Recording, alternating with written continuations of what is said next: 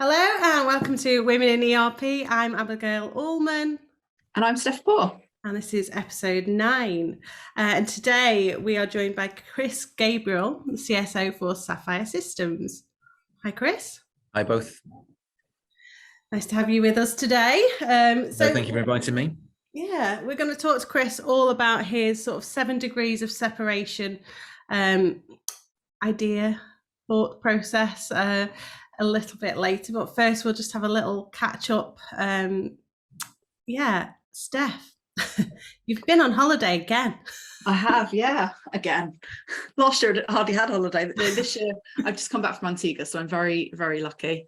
But yeah, I feel like it's been a couple of weeks since we last caught up. So, there's been a lot going on. But yes, I had a wonderful week away and I feel fully recharged, ready for the end of the quarter. So let's backtrack a little bit before we get into me. So about 3 weeks ago, you won a little award, I believe. I did, yeah. Come on. Salesperson of the year globally for our sales kickoff. So it was, I believe, the first woman ever to win it as well.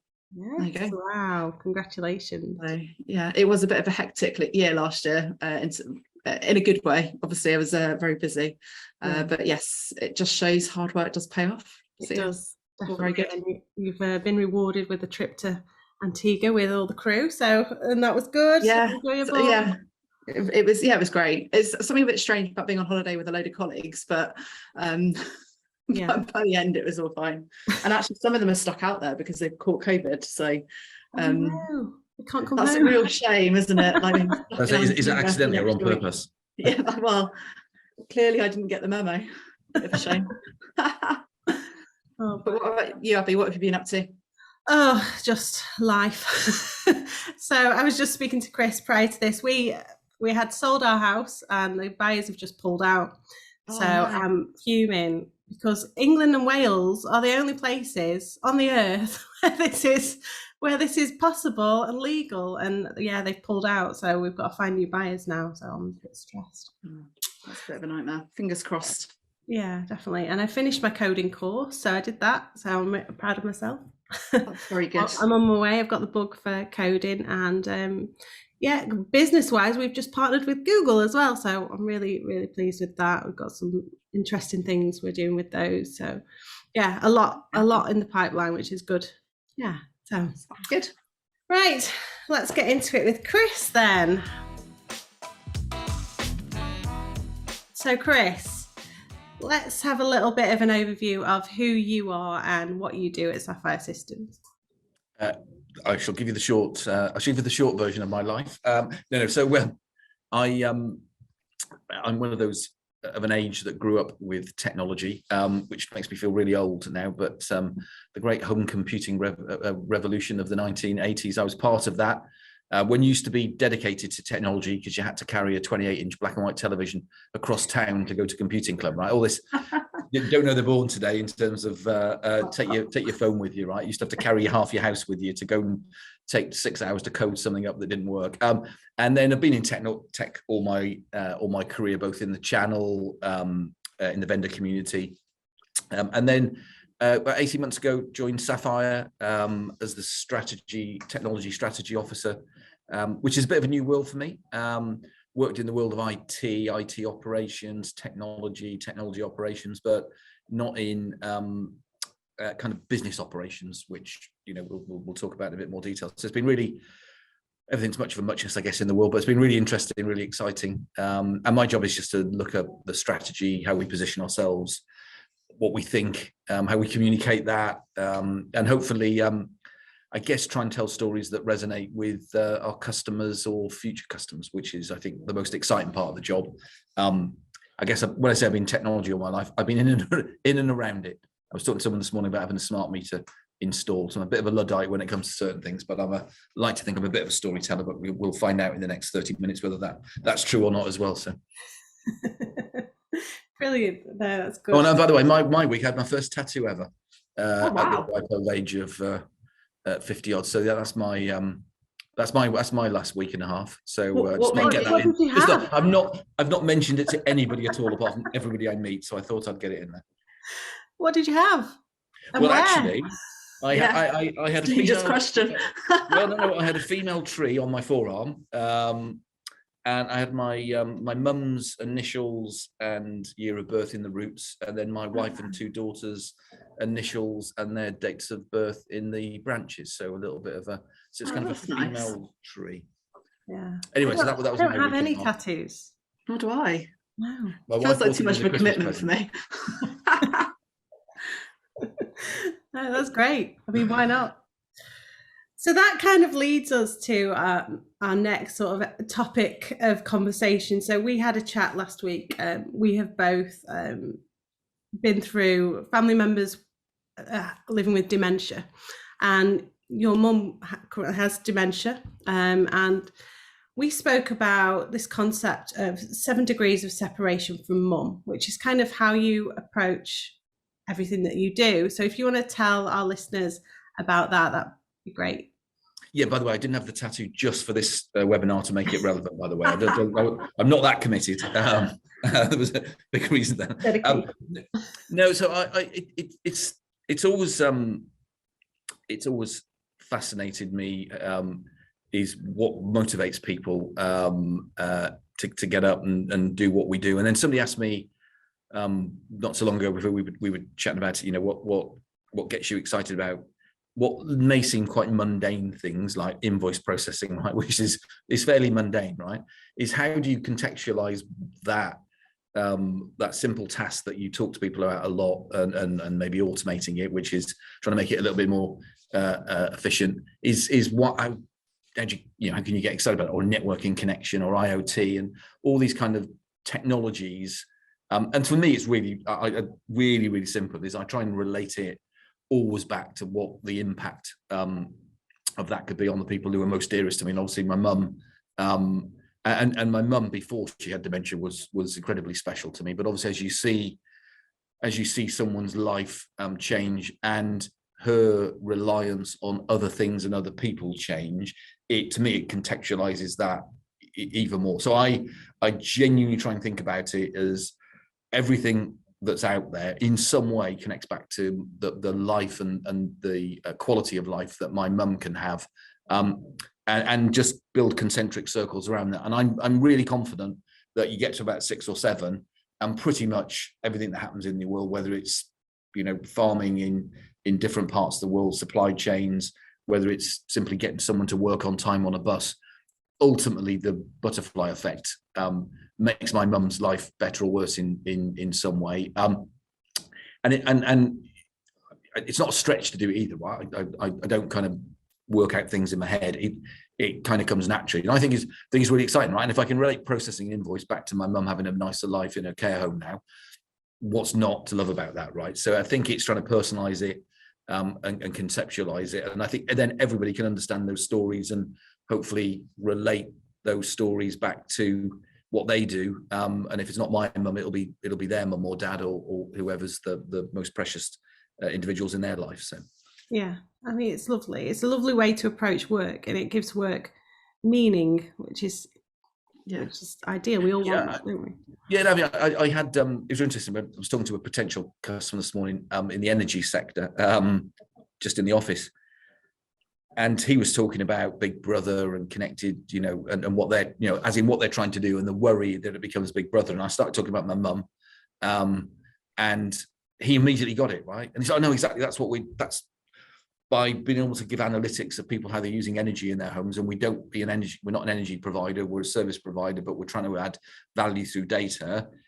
And he was immediately going down the path of my mum, and it was like instant connection between what they're trying to achieve as a startup energy firm and one of the recipients of that, which is my mum, right? And it was it just flowed, right? And you could he lit up and started then getting enthusiastic about what they do, because he saw the personal, obviously he knew it anyway, but he could immediately relate it. So it was interesting. I was just not using it this morning, but it just came up in conversation this morning. Yeah. So. It's that human side, isn't it? It brings it to, it makes everything more authentic. And I think that's so important. I think it's so easy to kind of lose sight of that, but actually it really does. There's so much benefit in kind of bringing that side of things back into the conversations. Yeah. And that, again, go back to processing an invoice or whatever. that simple, if I can make that 3, 4, 5, 6, 7, 10% more efficient, more effective, if I can, the person who's doing that, I can stop them having to do the drudgery and get them to do something more exciting. And that trickles through that company, that makes them able to service part of the economy better, that trickles through, that ultimately, you know, might put some food on my mum's plate in the care home, or put help one of the people who work there, do make their lives more better, so they go in with a smile in the morning. That all just, you know, you can see all of those connections, and having an influence on those in however, because, you know, we're all little small things at the end of the day, but being able to influence that in some way, for me, is a really big part of going, actually, I do make a bit of a difference, and I, you know, relate it all the way through. So it gives work meaning, which is, it's a very difficult thing to do sometimes when you work in ERP, and particularly, sorry, my dog's here again, in the manufacturing sector, for instance, when you're talking ERP, it's all about cost cutting and quality of product, and you actually don't think about all the little, you know, aspects around that, and the people around that as well, you know, ensuring that, you know, Dave on the shop floor gets his invoices done on time, you know, and then he's able to go home and have a nice time with his family. It's like that sort of knock-on effect that maybe you don't think about. Quality of life, isn't it? And it's kind of like how you know, those small things, like you say, impact your well-being,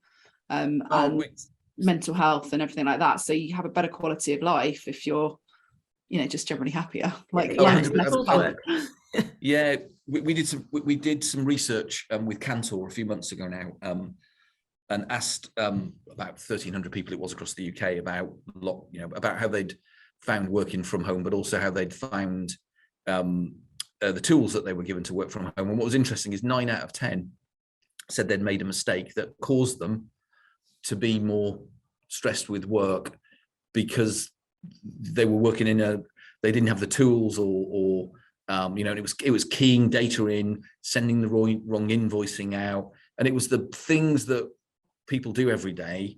But what they were able to articulate was that then caused them enough stress for them to remember it, think about it. And I think I said to you, Abi, I wake up, apart from my mum, is we can either go to work and try and make other people's lives easier, or we can make them harder. Yeah. And knowing that someone's gone to bed stressed over not keying an invoice in properly, when that shouldn't be the case, you know, you just go, that's impacted that person's life, and therefore their kids. And you know, I think, as you said, we talk about ERP, manufacturing, supply chains, these kind of very kind of, you know, functional things, but actually it's not, it's a human thing at the end of the day. And I think that's the bit that we sometimes, it's easy to forget, because you head down in stuff, aren't you? So yeah, absolutely. Okay, so let's have a little chat then about the social impacts of business systems, or ERP systems. How can we make a difference to the world through ERP? It's a big question. Let's see if we can tackle it today. Well, let me give you my. So I live in Newbury, so I'm in London now, and I probably went through at least 5 ERP systems to get here today, in terms of my parking, my train ticket, buying a coffee, walking into the Shard, and that operating well, because obviously sitting behind those security guards and the reception and the lift. So I touched at least 4 or 5 ERP systems and other systems today that work reasonably well. Payment system as well, so that's another one somewhere. And if you think about, life's just one load of transactions after another, right? Is up back of those is business operations, and if they work well, stuff flows well, and if they work not so well, stuff flows not so well. And it's those mini frustrations in life, and then at a transactional level, at that level, and then at a big macro level, I think ERP for many companies, if you add all the ERPs up in the UK, the economic impact they generate and manage. And if we can imagine if we can make every ERP system 3 to 5% more efficient across every company in the UK, what that would do in terms of GDP and economic impact, and therefore profitability and ability to invest in schools and all the public. So you just that alone, you go, that's so true. That's not a bad thing, is it? That's not a bad thing to be working and being able to achieve. No, it isn't. So it's improving efficiency largely then, isn't it? Making an ERP more efficient. Now, how do we do that? Is it through, other technologies, introducing companies to different technologies? But then there's a spend for that, isn't there? Like how do people work with what they've got to improve life as we know it? Yeah, it's refining processes as well. Quite often, like you say, that 3 to 5% improvement can just be, do you really need to do all these extra steps, or can that just be? So that there's that side of it. And then there's also the sustainability angle as well. So, how do we make businesses more sustainable, whether that be through, making it easier for them to build long-term partnerships with their own customers, but also, you look at carbon footprints and things like that, and kind of recording that side of it. So there's a few angles that you can kind of look at when it comes to ERP, and I guess, making it more efficient and things like that. Yeah, I mean, if you think about it, ERP runs the world around us, right? We did another bit of research around maturity adoption earlier on this year, only about 65 companies, so not, but a really in-depth study. And most companies still think they're in the basic to moderate use of their ERP system. And they'd like to be in the moderate to advanced within the next 2 years, and then they'd like to be hyper advanced in the next 5 years. But it's really interesting, isn't it, how it's the engine room of most businesses' operations, but most companies still think they're using it in a basic to moderate way, and they would love to get more from it.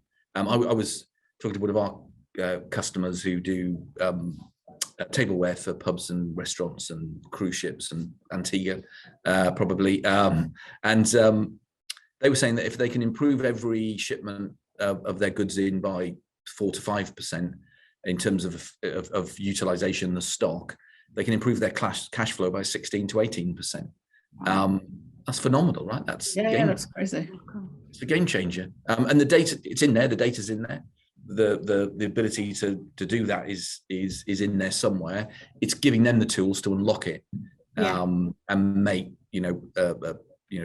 deliver the value to their business. So I mean, it is a really. I've not been in this game a huge amount of time, but it's really easy to get excited about what you can do, and then I think our job is to help organizations unlock that potential in a system. And the bit that frustrated me when I joined this industry, by the way, I apologize, is with system of record. It drove me nuts. I'm going, people say, we do systems of record. I went, is that it? It's like a diary, right?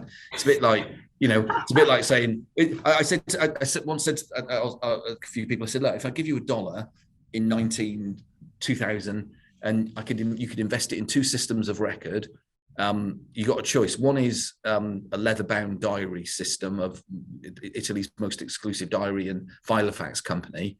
The other system of record is Facebook. Where would you put your money, right?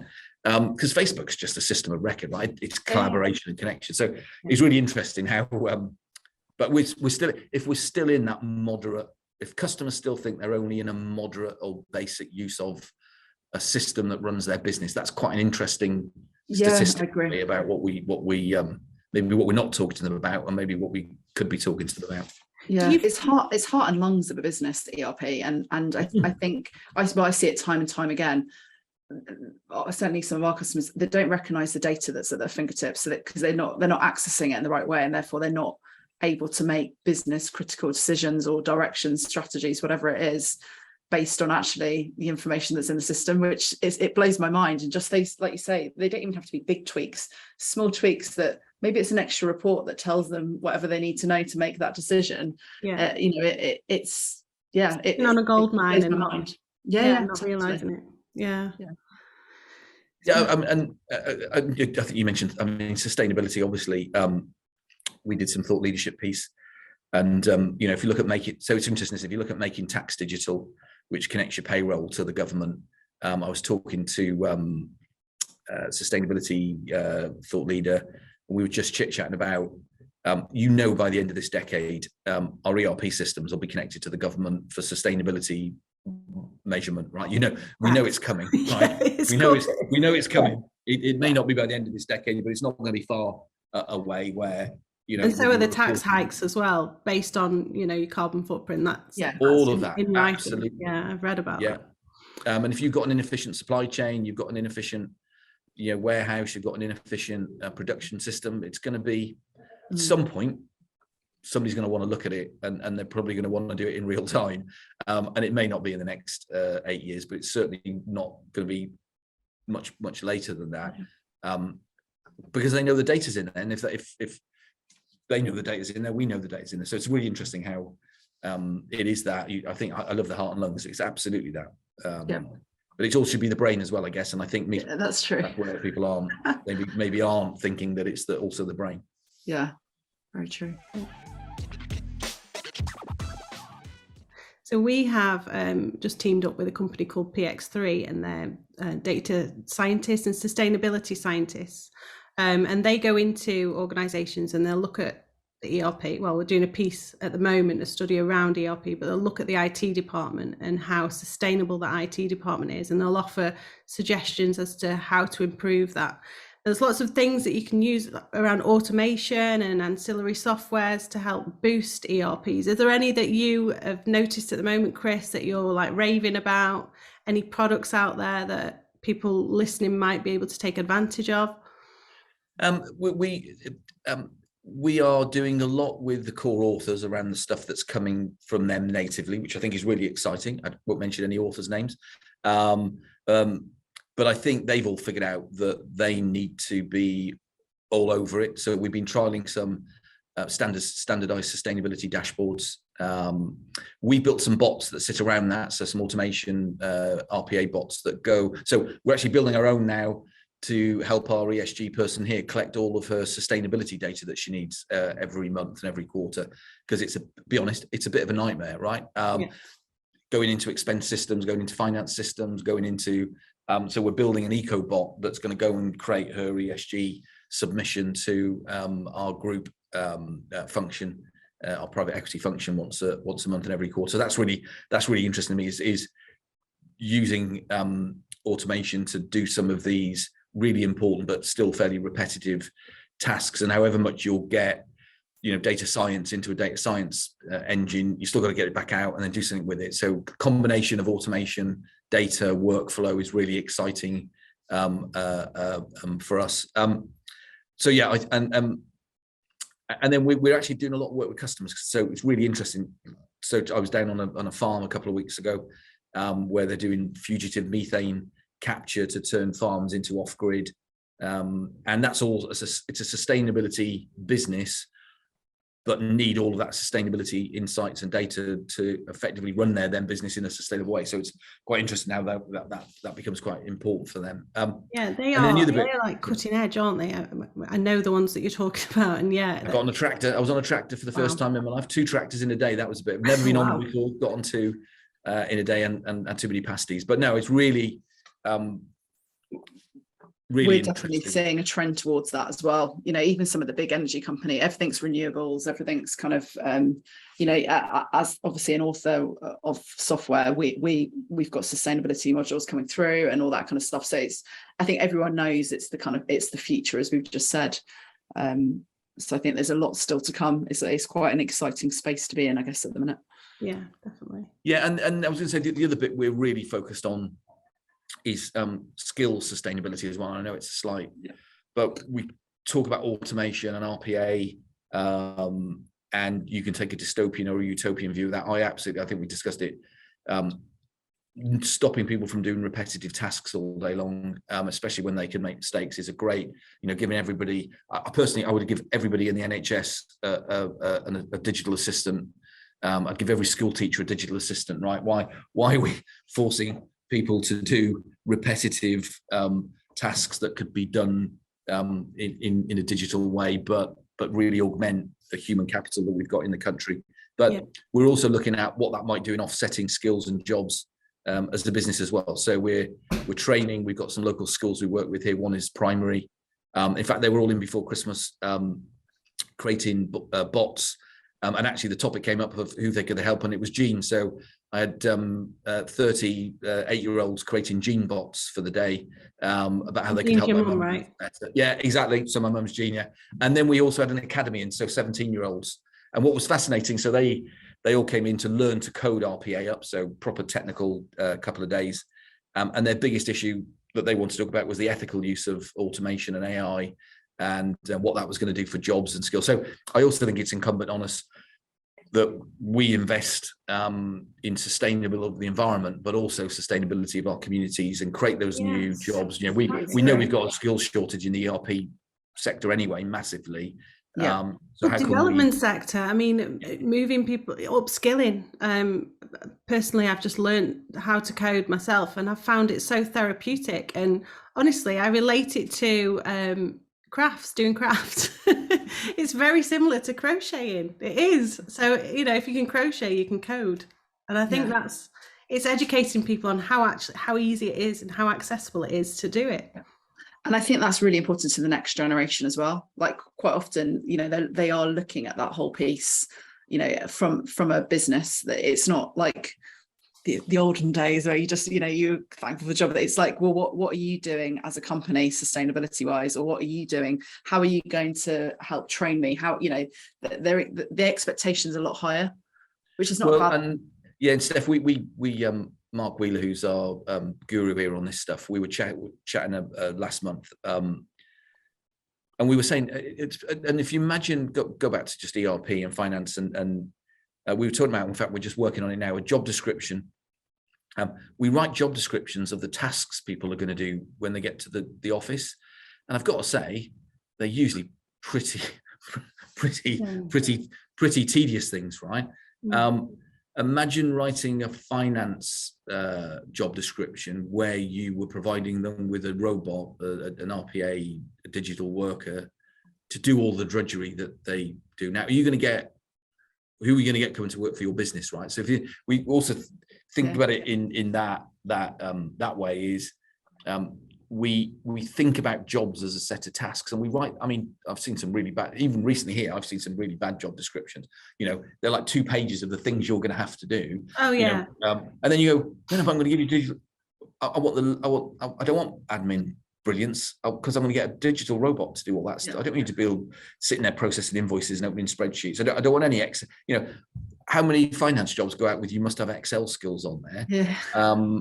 Well, I don't need to have any Excel skills, because I don't want you to sit in front of Excel all day. I want you to be making decisions around how we're going to manage the business's money, right? But it's the value add stuff, isn't it? Yeah. You know, you get better quality than candidates, hopefully, and you're not. Yeah, I completely agree with you. But also, I'd love a digital assistant right now. I need one for my life. Yeah. A house sale bot. Yeah, exactly. Yeah. This is it. But just on that is you know, skill shortages. We're after talent. Is right. You know, you're after talent in any function in a business. Is writing down a load of mundane things somebody's got to do all day long that they don't really need to do, but you just didn't give them the right systems or the right processes or the right tools. Yeah. It's really weird way of, you know, but we think that way because we've put up with it through our. But your average 17, 18, 20, you know, they're probably going to figure out there's a better way of doing it. So I think that's going to be another thing that we should go back to ERP, and why is it exciting, and what we should be doing is perhaps we should be aligned as much with the HR team as we are with the finance team, right? Yeah. And being able to demonstrate how we can, you know, modernize systems, but also help them attract talent, how to make sure that they, you know, getting the brightest and the best, because they're recognizing the transformation they're making in some of the things that we do. Yeah, and maybe making the ERP system more usable. So using tools, you know, things like kiosks and that kind of thing, allowing interaction, allowing easy input of information, easy output of information in appropriate places within the workplace as well. So, you know, your lunch area, having a screen in there, that kind of thing. That's really, yeah. I love that. I'm going to steal that one. Thank you. Yeah. No, well, but I mean, it's interesting, isn't it? If you go forward 20 years, maybe 15, not 10. There's a thing. Hands-free ERP is obviously the thing that's talked about now. Is how many people will key into an ERP system in 10 years' time? And I think it will be pretty much virtually zero, right? You won't be keying anything in. You'll be extracting insights out, and therefore, that's the bit that's the next generation of how do I interpret the stuff that's in there, because I ain't going to type anything in ever, because it's all going to be done digitally in some way, isn't it? You know, it's interesting, isn't it? Blows my mind, because when I first started in marketing, one of my first jobs was like data input. And that won't even exist in the future. We used to have temps that just loaded data into systems. It was, nuts. Yes, but that's how far we've come. I mean, everything you do now is just like, it's logged, isn't it? It's clocked in. Well, exactly. I love that example actually, because that's the old keying in of data into marketing systems and records and keeping updated lists. Now you've got Zoom info, right? Now you just go, tell me all about them, right? And someone's figured out all that for you, right? So we've gone from finding it out and keeping our little system of record to now just going, well, tell me about that business, and you can literally find out everything you want to know about them through a system that's driven by AI and intelligence. Right? I mean, LinkedIn, you just put a name exactly. in. Oh, look back. Yeah, exactly. All the history. Yeah, that's true. Yeah. Which is quite scary in a way, because it sort of takes away our freedoms in a way, doesn't it? And it makes everything traceable. And if you go off to commit some major crime, they're going to find you. Everything's Not that any audited. of us want to do that. Inside your life there, Abi. You never know. You never know what's coming. Well, I gotta say, I think it's interesting. I've got a 19-year-old and a 18-year-old, nearly 19, a 15-year-old just turned, and they're really wary of, they're very savvy about what social media. In fact, they're not on it particularly. In fact, they're not on it at all, really, because what they post. But this whole traceability, transparency, go back to sustainability. You can't greenwash anymore. You won't be able to go, oh yeah, we're really great. Well, no, show me how great you are, and I know you can tell me because it's in your ERP system. So the whole this whole system of record to a very transparent model. I think that's the other big thing that's going to be quite exciting for us all to get our heads around. Everything will be transparent, right? And people will expect it. They'll expect transparency rather than this opaque world that maybe we've lived in for the last period.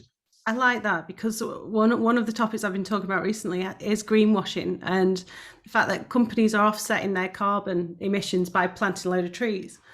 But who looks after those trees? They go ahead and plant them, but then they just die. So what was the point? You aren't actually making a difference. Now that traceability factor, it makes them own it. They've got to be green. Yeah, exactly. I think that exactly that transparency thing, and for all of us, the big I think driver for us in our industry is it's just going to get more it's only going one way, blockchain, and all of that. Ignore cryptocurrencies for a second, right? But there'll be no reason why companies can't externalize that information to customers, consumers.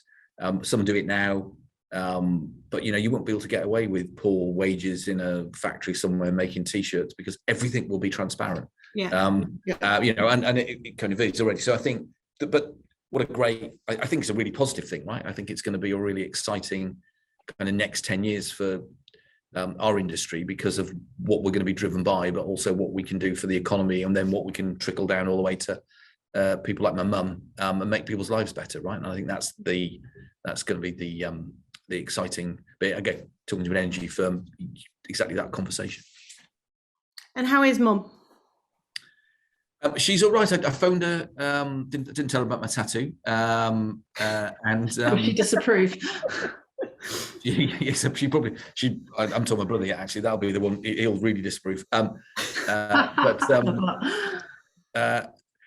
She she doesn't really know who I am anymore. I think we talked about it, didn't we? I mean, the fact that we kept her out of a home for too long, probably, and she became so reliant on people and things around her that those people and those things couldn't cope anymore with what she needed. And the best option, actually, is best thing ever, because she's safe, secure. She's got a family around her, and which is the people who live with her, but also the people who do an amazing job looking after her. But could we have made her life better outside? We could have, and hopefully over the next 5, 10, 15, 20 years, we will do. But no, she's fine.